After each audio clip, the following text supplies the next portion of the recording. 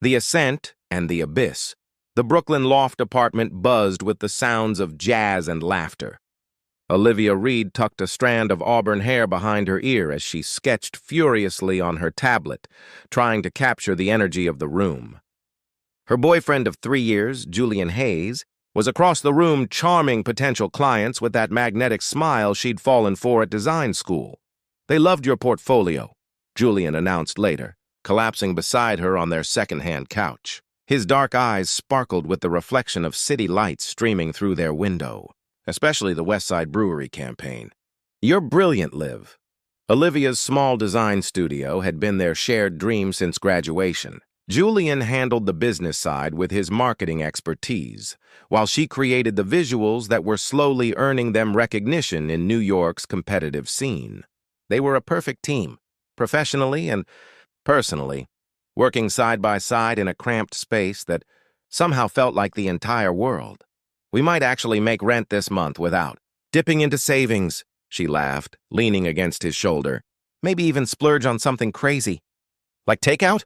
Those early days were filled with instant ramen dinners eaten cross-legged on the floor, strategy sessions that turned into wine-soaked conversations about the future, and whispered promises in the darkness of their bedroom. They were building something together, brick by brick, sacrifice by sacrifice, until Whitaker and Stone, one of Manhattan's most prestigious marketing firms, noticed Julian during an industry mixer. "They offered me a position." "Liv," he said one evening, his voice unnaturally even. "Senior strategist. The salary is—" "It's more than we make in 6 months." Olivia's fingers froze over her keyboard. That's amazing, Jules. When would you start?" 2 weeks, but..." He hesitated, running a hand through his perfectly styled hair, a recent upgrade from his former disheveled look. "I'd need to be fully committed there." "I couldn't keep working with you." The words hung between them, heavy with implication. Their studio was their shared child, their creation. Julian leaving would mean more than a career change. "We'll make it work," she said finally, swallowing her disappointment. "It's a huge opportunity. You should take it." But things changed faster than either anticipated. Julian's new colleagues introduced him to a world of exclusive clubs, designer suits, and connections that opened doors Olivia couldn't even see. His hours grew longer, his conversations shorter. His vocabulary shifted to include phrases like market leverage and vertical integration. When he was home, his mind was elsewhere, scrolling through emails or taking calls on their fire escape. 3 months after joining Whitaker and Stone, Julian arrived home in a suit that cost more than their monthly rent, his expression distant. "We need to talk, Olivia." She knew then something fundamental had shifted. "I'm being considered for partnership track," he said, pacing their small living room. "It's unprecedented for someone my age." "That's wonderful," she replied cautiously, sensing more. "But I need to be strategic about my image, my connections." He stopped, finally meeting her eyes. "The partners have families in Greenwich, vacation homes in the Hamptons. They're looking for someone who fits their world. And I don't fit that world." It wasn't a question. The argument escalated quickly, years of suppressed tensions erupting in a volcanic rush. Olivia accused him of selling out. Julian called her afraid of real success. "I can't build a future with someone who's content with mediocrity," he finally said, the words cutting through her like glass. "I want more, Liv. I deserve more." By morning, his essential belongings were gone. No goodbye, just a text. "I'll send for the rest later." "I'm sorry."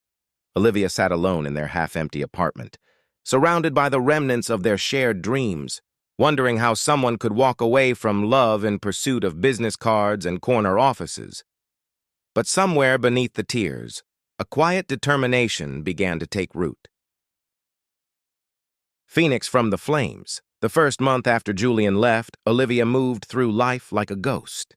Their shared apartment haunted her with memories.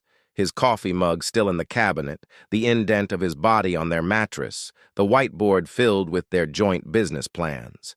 Every corner held an echo of what they'd built and what they'd lost.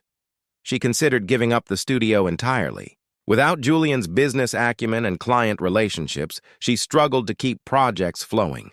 Several clients followed him to Whitaker and Stone, leaving polite but firm emails explaining they needed more comprehensive services. Her bank account dwindled dangerously. On a particularly bleak Tuesday, Olivia sat on their, now just her, fire escape, watching rain blur the Brooklyn skyline. Her phone buzzed with a text from her friend Desiree, a photographer she'd collaborated with occasionally. Gallery opening tonight. Potential clients will be there. Get dressed and show up. This is not a request. Olivia nearly declined, but something in the command struck a chord. She'd been wallowing long enough. Julian may have walked away from their shared dream, but that didn't mean she had to. The gallery was crowded with exactly the type of Manhattan elite that Julian now surrounded himself with. Olivia felt distinctly underdressed in her simple black dress and combat boots. But Desiree pulled her through the room with purpose. Naomi, this is Olivia Reed, the designer I was telling you about. Olivia, Naomi Winters runs Solstice Cosmetics. Naomi, elegantly intimidating in architectural clothing that probably cost more than Olivia's rent, assessed her with cool interest. Desiree showed me your portfolio. Your aesthetic is unexpected. We're launching a new line targeting younger consumers who are tired of traditional beauty marketing. We need someone who thinks differently. By the end of the evening, Olivia had a commission that would cover her expenses for 3 months. More importantly, she had a direction. While Julian had been pushing them toward corporate clients, her own sensibilities had always leaned toward the artistic and authentic. Perhaps it was time to honor that instinct. She rebranded the next morning. Reed Creative Design with Soul became her new professional identity. She moved out of their shared apartment into a smaller place in Bushwick and converted half the space into a studio that reflected her own aesthetic. Warm, bold, and unapologetically authentic. The Solstice campaign launched to unexpected acclaim. Its raw, unfiltered approach resonated with consumers tired of glossy perfection.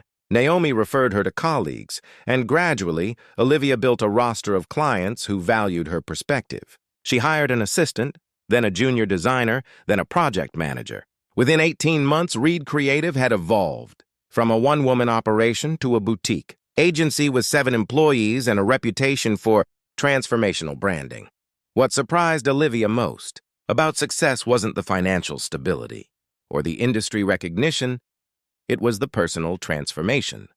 The woman who had once defined herself partially through Julian's ambitions now stood confidently in her own vision. She mentored young designers, taught workshops at her former school, and found her voice in industry panels. 2 years after Julian's departure, Olivia stood in the doorway of her agency's new office, space in a renovated warehouse overlooking the East River. Exposed, brick walls displayed framed examples of their work, campaigns that had helped small businesses become household names, rebrands that had revitalized struggling companies, designs that told authentic stories. Her team bustled around her, setting up workstations and arguing good-naturedly about coffee machines. Desiree, now Reed Creative's official photographer, bumped Olivia's shoulder. Who would have thought? She said, surveying the space. Remember that night at the gallery when you looked like someone had run over your puppy? Olivia laughed, the sound free and genuine.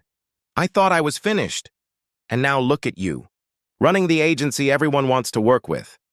As if on cue, Olivia's phone buzzed with an email notification. Another potential client, this one a major sustainable fashion brand, requesting a meeting. She tucked the phone away, making a mental note to have her new business manager, Theo, handle the details.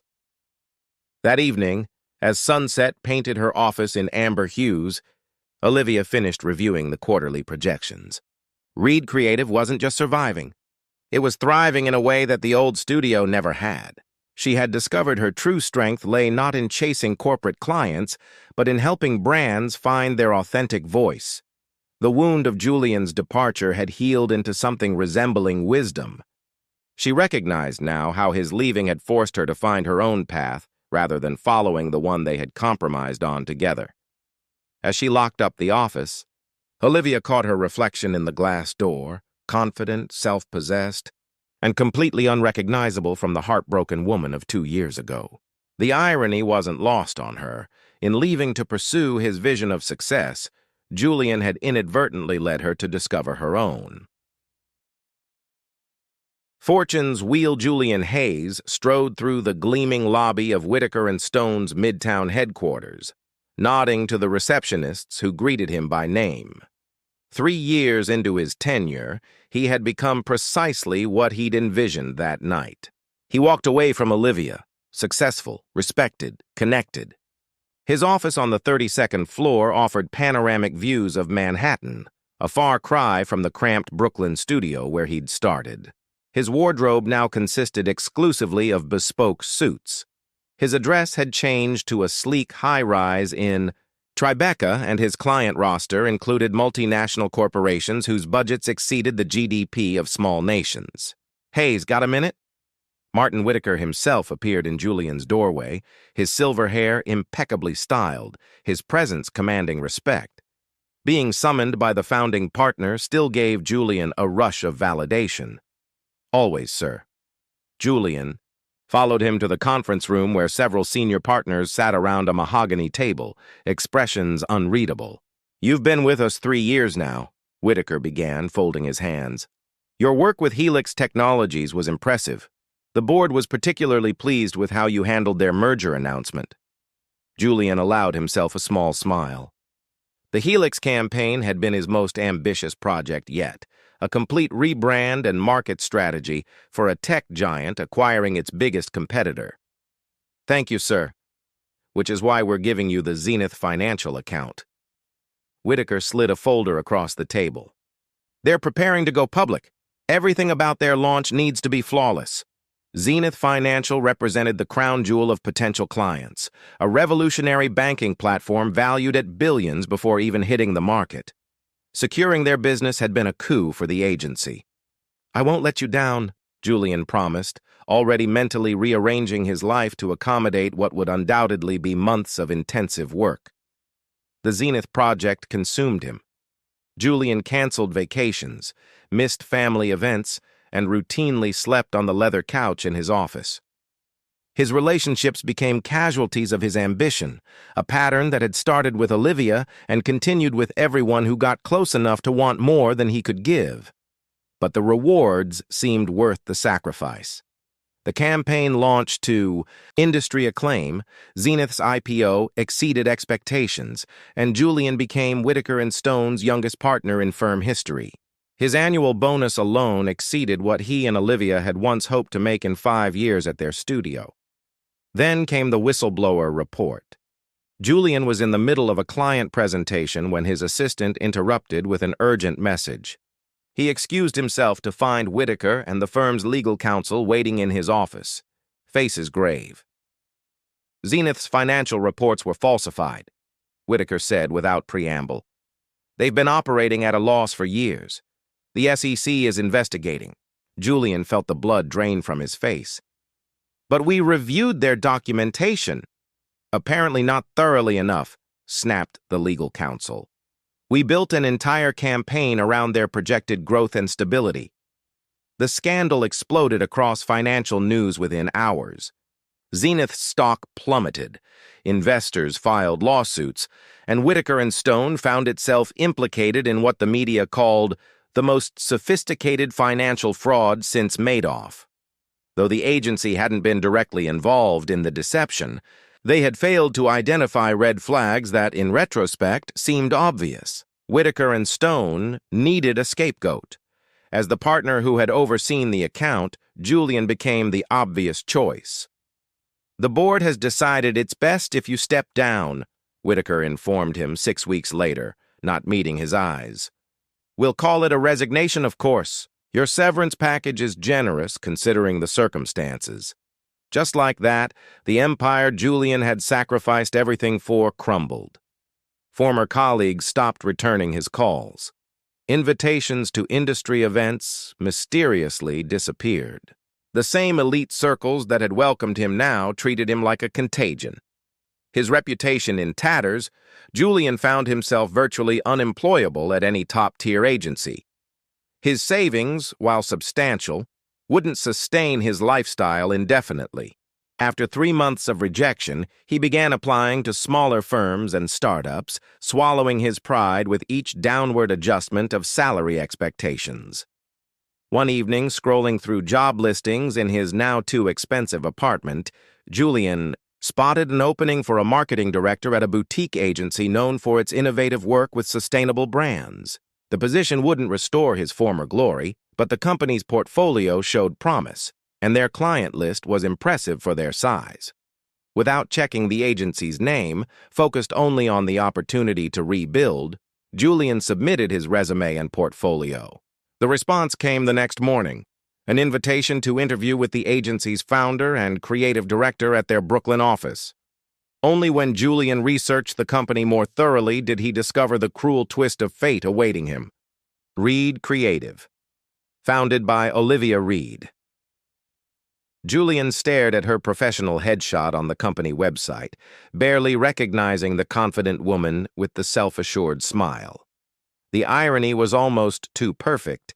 He was now seeking employment from the woman whose dreams he had once deemed too small for his ambitions. Pride urged him to withdraw his application, but practicality prevailed. His bank account was dwindling, and Reed Creative's trajectory was impressive. Perhaps, he reasoned, Olivia wouldn't be directly involved in the interview process. Perhaps she had moved beyond their past enough to consider his application objectively. With a mixture of dread and desperate hope, Julian confirmed the interview for the following week, wondering if this humbling return to Brooklyn represented the bottom of his fall or the beginning of an unexpected redemption. Full circle, Olivia read the name on the resume for the 5th time, still struggling to process the cosmic joke unfolding before her. Julian Hayes, applying for a director position at her agency. The universe, it seemed, had a twisted sense of humor. "Everything okay?" asked Theo, poking his head into her office. "You look like you've seen a ghost." In many ways, she had. The Julian she'd known, the hungry young marketer with disheveled charm and boundless ambition, was a specter from another life. The polished executive from Whitaker and Stone, whose spectacular fall had made industry headlines, was a stranger wearing his face. "I'm fine," she assured Theo. "Just surprised by one of the applicants for the marketing director position. Anyone I should know about?" Olivia hesitated. "Julian Hayes, we used to work together. Before Reed Creative." Theo's eyebrows shot up. "The Whitaker and Stone guy? The one who got caught up in that Zenith fiasco? His credentials are impressive, scandal aside. Schedule him for Thursday," Olivia decided. "I'll handle the interview personally." The intervening days gave Olivia time to process her complicated emotions. There was no hatred. Time had dulled that particular pain, but curiosity remained. What would it be like to see him again? Would he recognize the woman she'd become? More importantly, could she separate their history from a professional assessment of his capabilities? Thursday arrived with unnerving speed. Olivia chose her outfit with more care than usual. A rust-colored suit that complemented her auburn hair, now cut in a confident bob, and heels that placed her eye to eye with most men. Armor of sorts. When Julian entered the conference room, Olivia was struck by both how familiar and how foreign he appeared. The superficial elements remained, the dark eyes, the strong jawline, the careful composure, but something essential had changed. The swagger had been replaced by caution. The easy confidence had hardened into something more brittle. "Olivia," he hesitated at the threshold, clearly unsure of the protocol for greeting an ex-partner turned potential employer. "Julian." She extended her hand, professional and measured. "Please, have a seat." The handshake was brief but electric, a jolt of shared history passing between them before they retreated to opposite sides of the table. "I appreciate you considering my application," he began, voice steady despite the obvious tension. "I understand if my recent situation raises concerns." Olivia studied him, deliberately taking her time. "Why Reed Creative, Julian?" "There are agencies less connected to your past." The question caught him off guard. She could see him weighing responses, calculating which approach might serve him best. Then something shifted in his expression. A decision to abandon strategy for once. "Honestly, your agency is doing remarkable work. The Solstice campaign changed industry standards for authenticity. Your rebrand for Horizon Coffee helped them compete with corporations 10 times their size. He paused. The Julian who left you would have been too proud to apply here. But I'm not that person anymore. For the next hour, they discussed marketing strategies, client relationships, and industry trends. Julian was undeniably knowledgeable, his insights sharp despite his recent professional setbacks. What surprised Olivia most was how he spoke about Reed. Creatives work with genuine admiration rather than condescension. Your approach to storytelling is precisely what modern consumers respond to, he noted while reviewing their portfolio.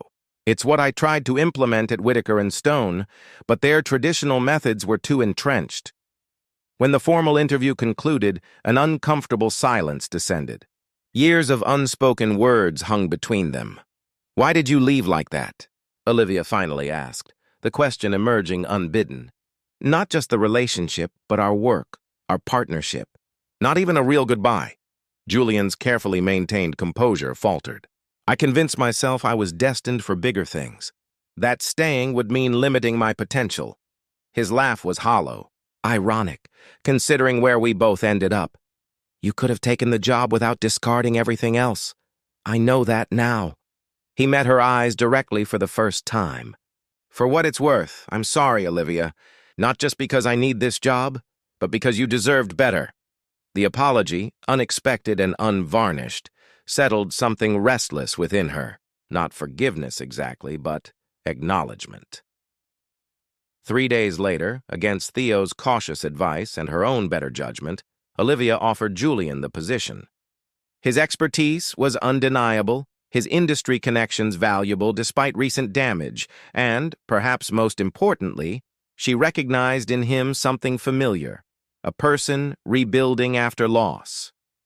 Reed Creative had been her phoenix rising. Perhaps it could be his as well. There are conditions, she told him on his first day, standing in her office with the Manhattan skyline behind her, a visual reminder of how far she'd come. You report directly to me. Any sign that you're undermining this agency or using it as a stepping stone to rebuild your reputation elsewhere? And you're done. No second chances. Julian nodded, understanding the boundaries. I won't disappoint you professionally or personally. Working together proved both easier and more difficult than anticipated. Julian's strategic mind complemented Olivia's creative vision, just as it had years before. Their professional chemistry remained undeniable. They could still finish each other's sentences during pitches, anticipate each other's thoughts during brainstorming sessions. But the past lingered like a third presence in every interaction. Staff noticed the tension, the careful distance both maintained even as they collaborated effectively. Rumors circulated about their history, fueled by occasional glimpses of familiarity that betrayed their shared past. Months passed, and gradually a fragile trust began to rebuild. Julian worked longer hours than anyone, determined to prove his worth. Olivia found herself relying on his insight, remembering why they had once made such an effective team. When Reed Creative landed its biggest client yet, an international sustainability coalition seeking to rebrand environmental consciousness for a new generation, it was their combined pitch that secured the account. As they celebrated with the team, champagne flowing freely in the Brooklyn office, their eyes met across the room. For a fleeting moment, the years between them dissolved, revealing not what had been lost, but what had been learned. Later, as the celebration wound down, they found themselves alone on the office rooftop. The Brooklyn Bridge glittering in the distance. We did it, Olivia said, leaning against the railing. You did it, Julian corrected. Reed Creative was successful long before I arrived. True, she acknowledged with a small smile. But tonight was a collaboration. Like old times, but better? Better how? We're both stronger now. More certain of who we are separately. She turned to face him. I don't regret how things turned out, Julian. As painful as it was, I needed to build this on my own terms.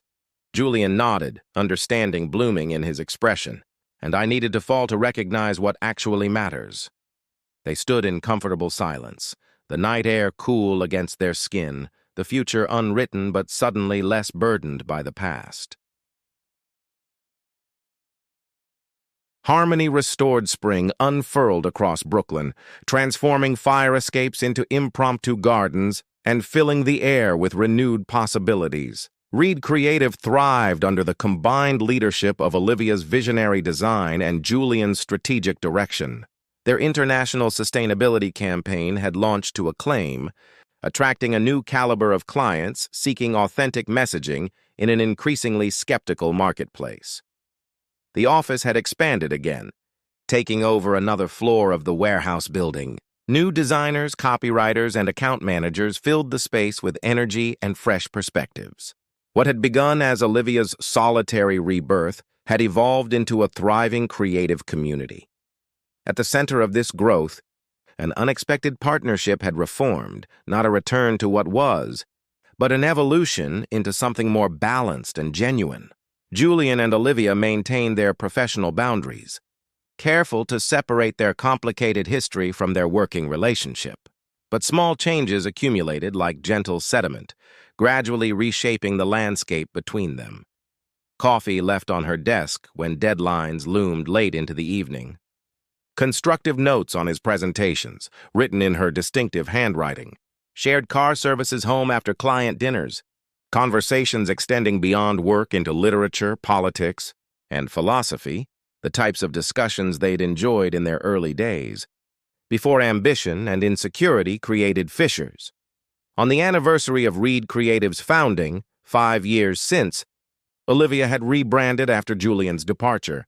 The agency hosted a celebration at a rooftop venue in Dumbo, under string lights and stars, surrounded by the team they'd built together and separately. Julian found Olivia at the edge of the gathering, watching the Manhattan skyline. "Congratulations," he said, offering her a glass of champagne. 5 years of extraordinary work." "Thanks." She accepted the glass, their fingers brushing momentarily.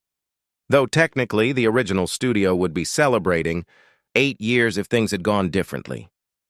The observation carried no bitterness, merely acknowledgement of a shared history that had shaped them both. "I've been thinking about that a lot. Lately," Julian admitted. "Where we might be if I hadn't left?" Olivia considered this, her expression thoughtful. "Probably still in that cramped Brooklyn studio, working with safe clients, making decent but unremarkable work." "You think so?" "I know so." She turned to face him fully. "We were comfortable, Julian, compromising. Neither of us was fully pursuing what we actually wanted because we were trying to find middle ground." The insight struck him with unexpected force. She was right. Their original studio had been built on compromise rather than complementary strengths. His corporate aspirations had clashed with her artistic integrity, creating work that satisfied neither completely. "Reed Creative is more authentic to who you are," he acknowledged. "I see that now. And Whitaker and Stone, despite how it ended, was more aligned with your ambitions at the time." She shrugged. "Sometimes paths diverge for reasons we don't understand until later." Later that evening, as the celebration wound down and staff dispersed into the spring night, Julian found himself walking Olivia to her apartment in Park Slope, a brownstone she had purchased the previous year. "Another marker of her success? Would you like to come up for coffee?" she offered at her doorstep, the invitation casual but weighted with potential. Her apartment reflected the woman she'd become, warm but sophisticated, creative but ordered. Books lined the walls, artwork from local artists adorned the spaces between, and large windows welcomed natural light. No trace remained of their shared past. This was entirely her creation. Over coffee that turned into conversation that stretched toward midnight, they navigated the careful excavation of intervening years. Julian spoke honestly about his rise and fall at Whitaker and Stone, the hollow victories, the constant pressure to project success, the gradual erosion of his authentic self. "I became someone I didn't recognize," he admitted, "someone who measured worth through status rather than substance." Olivia shared her own journey, the initial devastation, the painful rebuilding, the gradual discovery that her creative voice was strongest when not diluted by market pressures. "In a strange way, I should thank you," she said, curled comfortably on her sofa. Your leaving forced me to define success on my own terms. I'd prefer gratitude without the preceding heartbreak, Julian replied with a rueful smile. But I understand what you mean. As midnight approached, the conversation shifted from past to present, then tentatively toward future possibilities. Where do we go from here? Julian finally asked, the question encompassing both their professional and personal relationship. Olivia considered him thoughtfully. I don't know exactly, but I'm open to finding out, slowly and carefully. The following months brought gradual, deliberate evolution. Professional collaboration expanded into occasional dinners, then weekend outings to galleries and concerts. They moved with the caution of people who understood both the value and fragility of connection. What emerged wasn't the rekindling of old flames, but the careful cultivation of something new. A relationship built on mutual respect rather than codependence, on aligned values rather than compromise. They had each completed their individual journeys, no longer needing the other to feel whole, but choosing connection from a place of strength.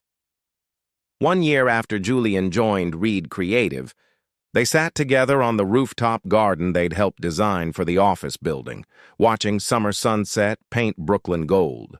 Their shoulders touched lightly, comfortable in proximity that had once been fraught with tension.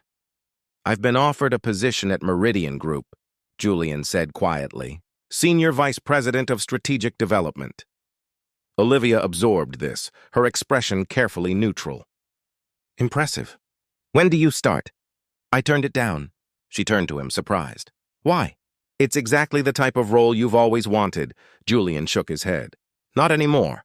What we're building here matters more. To me, to our clients, to the industry. I'm not interested in titles that require compromising the work I believe in. Olivia studied him, seeing not the ambitious young man who had walked away years ago, nor the fallen executive seeking redemption, but someone who had integrated those experiences into wisdom.